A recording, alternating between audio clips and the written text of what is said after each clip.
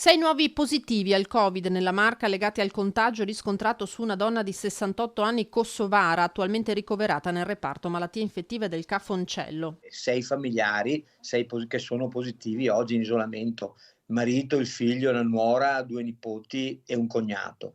Sono tutti in quarantena a domicilio, ovviamente adesso andremo a testare, i nostri del SISP andranno a testare soprattutto i collegati al figlio e alla nuora che sono circa 25 tamponi legati ovviamente al lavoro di queste 2 persone. Un microfocolaio che si aggiunge a quello della casa di riposo Bombozzola di Farra di Soligo, dove sono stati trovati positivi altri 2 operatori. 10 attualmente i contagiati nella struttura, 7 i tamponi da processare in giornata su altrettanti operatori. Cresce in Veneto non tanto il numero dei contagi quanto quello degli isolamenti domiciliari. 1293 ieri, 129 in più oggi, si arriva a 1422.